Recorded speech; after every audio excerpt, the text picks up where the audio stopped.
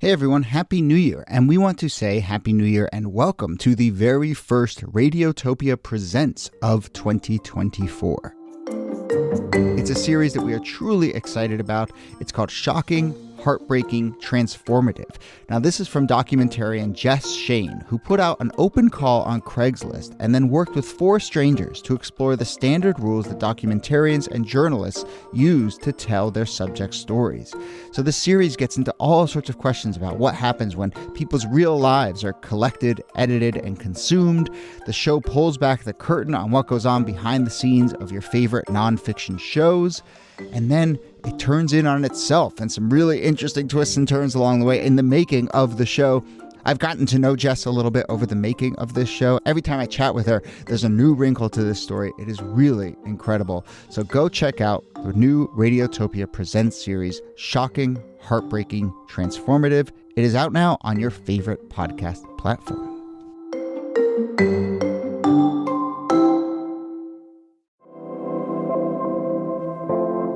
Hello and welcome to This Day in Esoteric Political History from Radiotopia. My name is Jody Avirgan.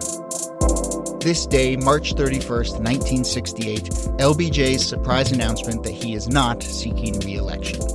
We're joined, as always, well, this is the first time actually, but we're joined by Nicole of Columbia. Nikki, I'm very excited to be doing this series with you, and this is our first episode.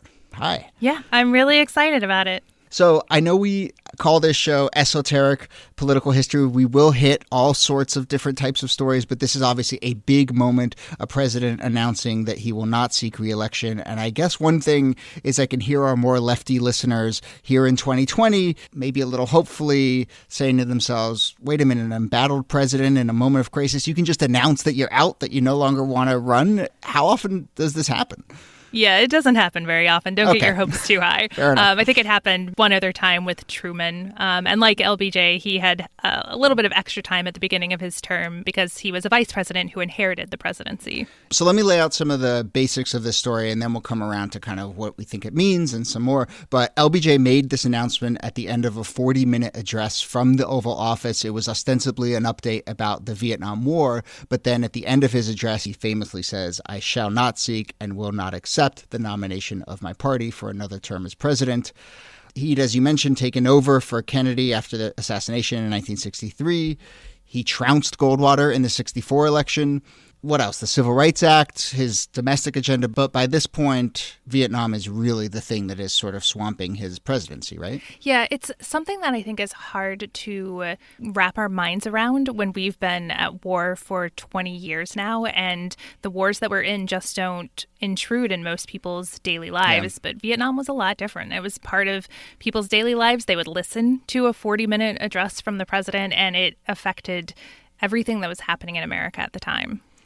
Well, you know, I'm having conversations with my parents these days, and with this pandemic, they're sort of talking about how this is the first time in a long time since Vietnam where they have felt like there's an issue that is touching every American. I mean, the story of war, I'm sure we'll track this over the course of the show, but the story of war is that it has become more and more separated from the lives of daily Americans. I think that's such a good point, because even something like the September 11 attacks, which I think most Americans had a really visceral reaction to, were localized, right? It was Pennsylvania, New York, and D.C., and the actual events were only taking place in small parts of the United States, whereas this is going to come to every city and town in America. So a little more about this announcement by Johnson. He had health issues. He had gallbladder and kidney stone surgeries, heart issues. He actually died 4 years later. He had apparently come close to making this announcement in October, December, and January, and finally did it here.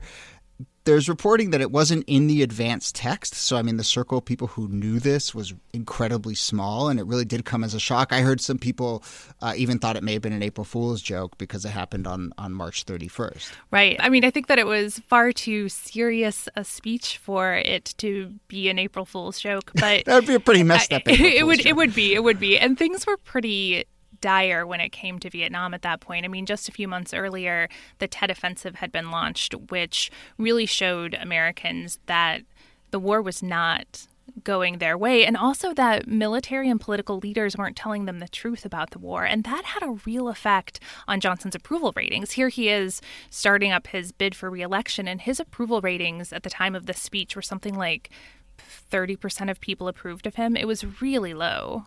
But then what happens when he announces that he's not going to seek re-election? All of a sudden, people love him. Once they know they don't have to put up with him anymore, Americans flip. They go from 57% disapproving of him to 57% of them approving of him. Yes, that would not happen today. I mean, you look at approval ratings and they're so steady and they're so dictated by polarization and partisanship that I don't think we will see swings like that inherently mean people are crossing party lines in their approval. So in his remarks, he kind of hints at this thing that got me thinking about the fact that he has to focus on all of the challenges before him. And then he is also being asked to run for re-election. And he basically says, I can't do both of these things. So I'm going to try and do my job until the end of this year. And someone else can decide to campaign. What does it mean that we ask these presidents to campaign in their last year in this way? The crises of the world don't care that it's an election year. They just show up, and they can show up in the last year of a presidency as easily as they can show up in the first year. It's an extreme challenge to both juggle the presidency, which in the right hands is a full-time job, and then layer over campaigning on top of it. It's hard to do both really well. Certainly, I think we have a president now who thinks he's at his best when he's in campaigning mode, and I think thinks of everything basically as a campaign. Has anyone ever tried to split these two? A little bit. So if we think about the Obama re-election campaign in 2012, he took his entire sort of re-election campaign and he sent all of his people to Chicago, and they were going to run the re-election from there, and he was going to be governing in D.C. And I think that kind of splitting, there's only so much that you can do, right? It's ultimately a fiction, but that's one attempt to do it. I want to wrap up with a kind of big question about 1968 and these other moments in history that feel incredibly tumultuous. So you look at 1968 and you say, goodness, wars, riots, assassinations, presidents not running for re-election. Some of these are obviously linked to each other, but I guess I'm trying to figure out whether there are just these eras of overall instability where it's just one of those years in which big, messy, epic things are going to happen, maybe even if they aren't directly tied to each other. Do these things kind of tend to group? So that's a good question. The answer is sort of yes and no. I'm not sure that the assassination of Martin Luther King led to the assassination of Bobby Kennedy, but if we take a kind of bigger picture look at things, instead of looking just at 68, look at the 60s as a whole, there had been a lot of fractures forming for the whole decade, right? You had the Cuban Missile Crisis, which had the whole world on the brink of nuclear apocalypse. You had the assassination of John Kennedy. You had the civil rights movement and racist murders and violence that were happening pretty regularly, urban uprisings. So by the time 1968 rolls around, a lot of the things that happen are kind of overdetermined because of all of these fractures that had been caused earlier. I remember in 2016, we had a few conversations on the 538 Politics podcast, which I did during that election, that were basically, is this 1968?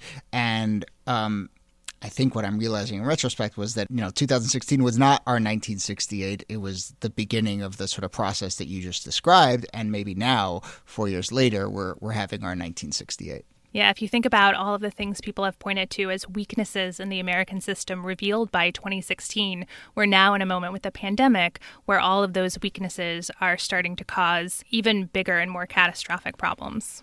Well, on that cheery note, we will end our first episode. That is it for today. Nicole, thank you very much. Thanks so much, Jody. This was fun. Now, how can you get in touch with us and be part of this show?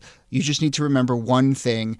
This Day Pod. I'm quite proud of myself over the last couple of weeks. I have secured This Day Pod on every possible medium. So that is our website, thisdaypod.com. You can email us, thisdaypod@gmail.com. And our social handles on Twitter and Instagram, you can find those This Day Pod. If you have any suggestions for future topics or dates or comments at all, do get in touch with us.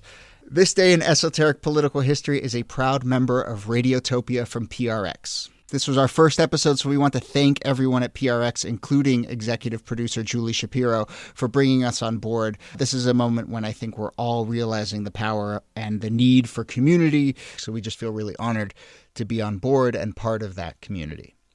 Our researcher and producer is Jacob Feldman. Our music is from Blue Dot Sessions, remixed by Jameson Isaac, a.k.a. Teen Days. Our artwork is by Kate LaRue.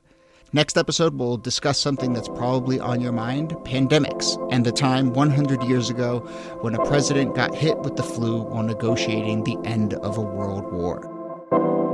My name is Jody Avirgan. Thanks again for listening, and we'll see you soon.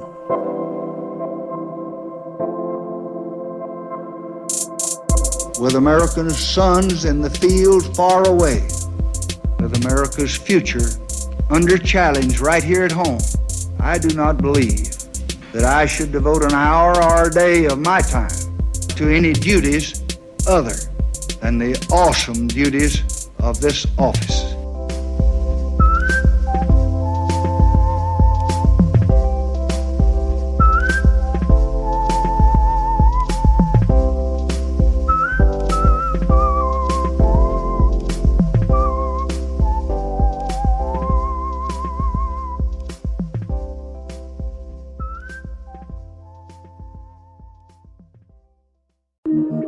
Radiotopia.